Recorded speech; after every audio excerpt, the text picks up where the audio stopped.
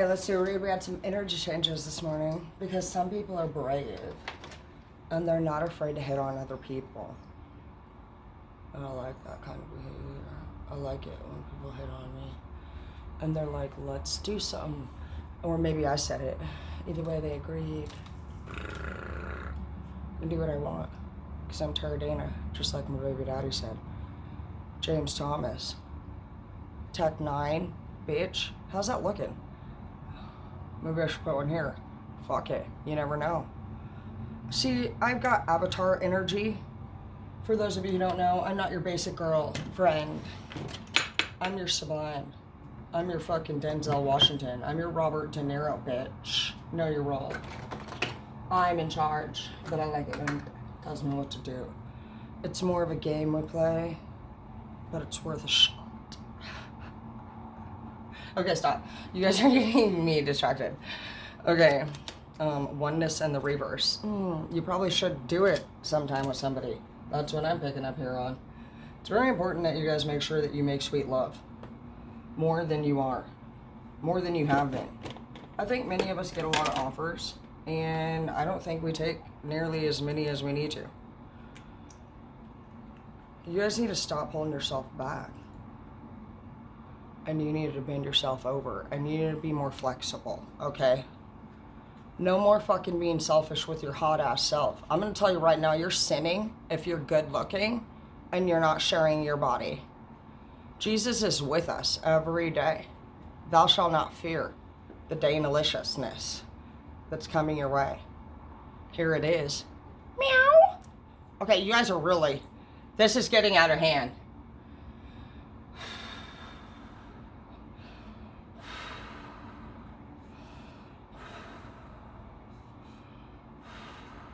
Ten deep breaths. 10 deep breaths. Read it in the Cosmo magazine. Alright, so a lot of people are going to want to try to touch your body. And you're going to fucking remember what we're going to do. We're going to consider letting them, guys. Stop being selfish. Rude as fuck. That is rude as fuck behavior. When you don't share yourself, your greatness, then what are you doing? You're holding yourself back. You're holding your soulmate back. People need to get close to you. To me. To us. Let's get close. Let's become one. That's what it's saying. It's saying the magical unicorn would like to be accessed. So if you know where your magical unicorn is, please allow some freedom. It needs some freedom. It feels like it's being trapped. And it's not acceptable. It's actually a sin. It is. It is. Okay. Exactly. 2 of Wands, bitch. Okay, so 2 of Wands is options. You're leaving some shit in the past. You're like, you know what? I do want to become one with somebody. Tara's right. I am a mermaid. That makes complete sense. Well, I've never fit in at any church. You're like, because I do like to do it a lot. And I do like to enjoy my time and eat a lot of food and just look at great looking, curvy, fucking beautiful beings. And there's nothing wrong with that. Some of you guys have been wondering your whole life, where do I belong? Atlantis. Duh. Okay? Because in Atlantis, when we become mermaids, we just make sweet love and eat a lot of food. And we enjoy diamonds, natural fruits that are turned into other things that bring even more joy to passion. And all of a sudden, you're just living this fucking romantic, passionate life. And you're like, it all fucking makes sense now. Nothing's going to stop me from being a mermaid anymore. A merman. You're like, I am Zeus. And next thing you know, you're literally picturing yourself in the mirror as Zeus. Otherwise, what happens to you? Well, you actually spend your whole life trying to become this person of power, right? And next thing you know, you're a fucking angry Slytherin. Like Draco Malfoy. And has anybody seen that guy lately? He's really not good looking. Sorry, Draco, but you hideous as fuck, bro. And that's what happens. It's like you're like this person with power. You had a lot of things, you know, in your favor right off from the get-go, but you took advantage of it.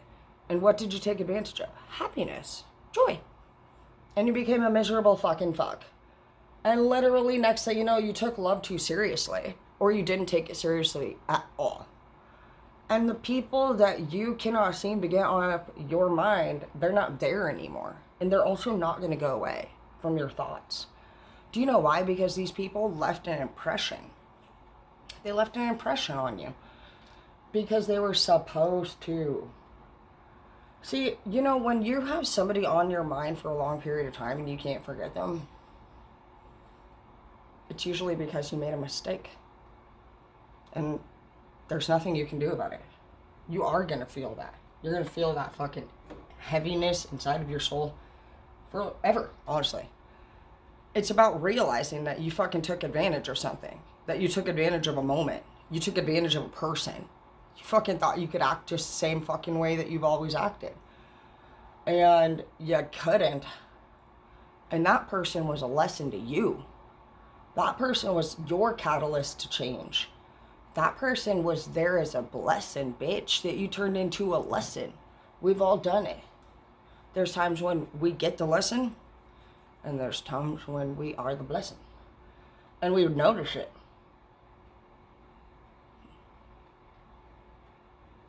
I thought about that with Chris, my last boyfriend.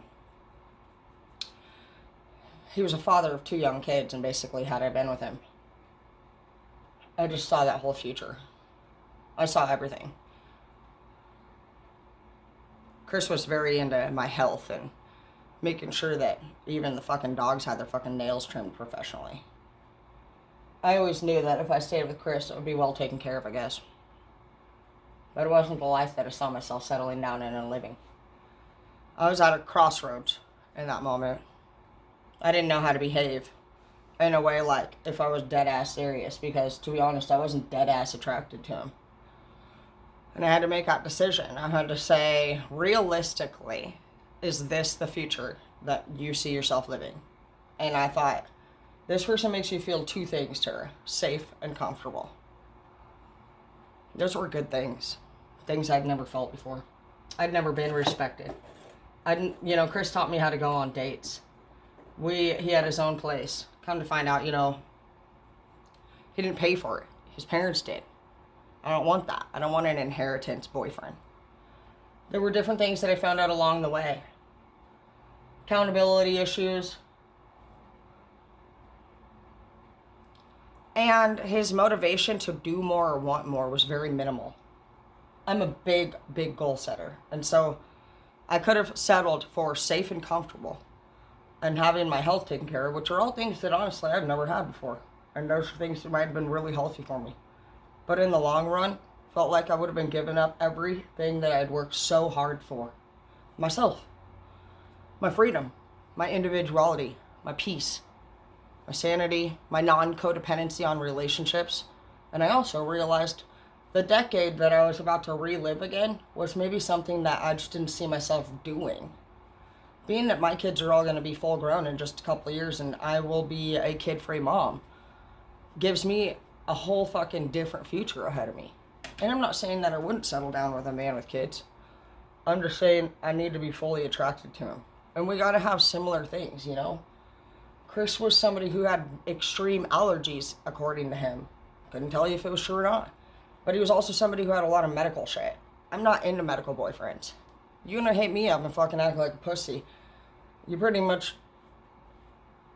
turn me off, okay? I grew up on a farm, and I could easily be a pilgrim on a horse, if that, and be like, sorry guys, the doctor's 50 miles away, you're just gonna have to fucking suck it up. My dad used to tell us straight up, walk it off, with or without a broken leg. We could have had no leg. He thought he was so funny. But yeah, I wasn't raised to be like that. And I'm not even trying to.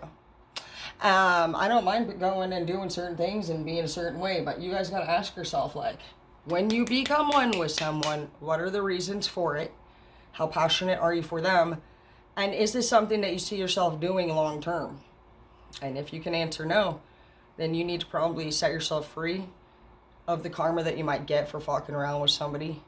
You gotta truly enjoy what's going on, and there needs to be good purpose. Otherwise, there is bad karma. So figure out what you want to do. Stay single or become one with somebody. But no matter what it is that you do, do it right, pure, and genuinely.